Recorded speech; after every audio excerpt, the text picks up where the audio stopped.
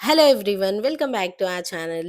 ఉప్మా రవ్వతో ఇంత యమ్మీ స్నాక్ చేసుకోవచ్చని అస్సలు తెలీదు. అండ్ దీని లోపల ఉండే స్టఫింగ్ అసలకి టేస్ట్ అయితే అద్భుతంగా ఉంటుంది.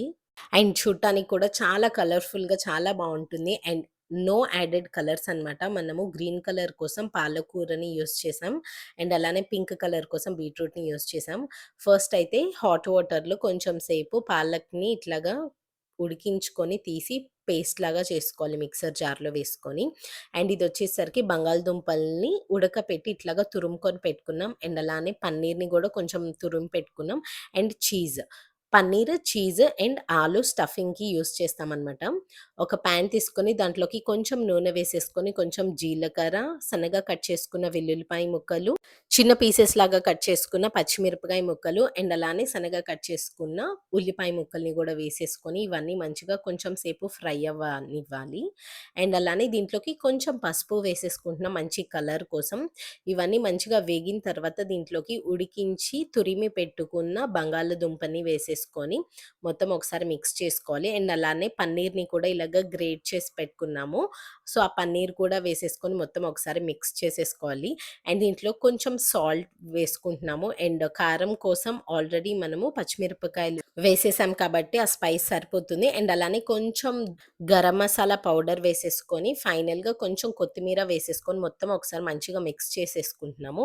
అండ్ ఫైనల్‌గా ఇంకా లాస్ట్ మనం జస్ట్ ఒక 1 మినిట్‌లో స్టవ్ ఆఫ్ చేస్తాము అన్న టైంలో చీజ్ వేసేసుకుంటున్నాము. ఇదొచ్చేసరికి మొజరెల్లా చీజ్ అనమాట.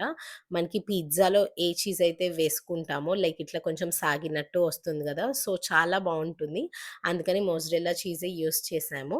మనకి లోపల స్టఫింగ్ రెడీ అయిపోయింది కాబట్టి, బయట ఉన్న లేయర్ కోసం మనము పిండి ప్రిపేర్ చేసుకుంటున్నాము. కొంచెం ఉప్మా రవ్వలో జస్ట్ ఒక 1 ఆర్ 2 స్పూన్స్ బియ్యపు పిండి వేసుకొని, టేస్ట్‌కి సరిపడినంత సాల్ట్ వేసేసుకొని, మొత్తం ఒకసారి మిక్స్ చేసుకోవాలి. సో దట్ మనకి మొత్తం గూడా సాల్ట్ అండ్ అలానే బియ్యపిండి మొత్తం ఈక్వల్‌గా డిస్ట్రిబ్యూట్ అవుతాయి.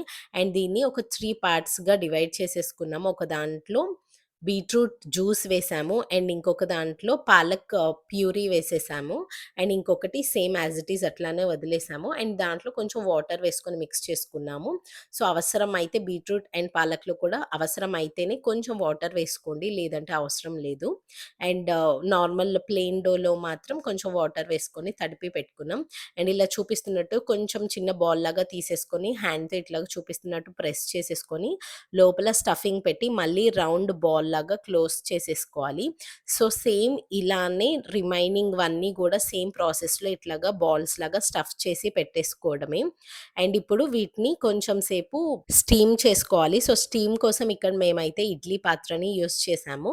అండ్ ఇడ్లీ పాత్రకి కొంచెం నెయ్యి ఆర్ నూనె ఏదో ఒకటి అప్లై చేసేసుకొని రెడీగా పెట్టుకోవాలి. అండ్ ఈలోపు మనం ప్రిపేర్ చేసుకున్న బాల్స్‌కి ఇట్లాగా తెల్ల నువ్వులుంటాయి గదా! సో, తెల్ల నువ్వులతో ఇట్లాగా మనము పైన కోట్ చేస్తున్నాము.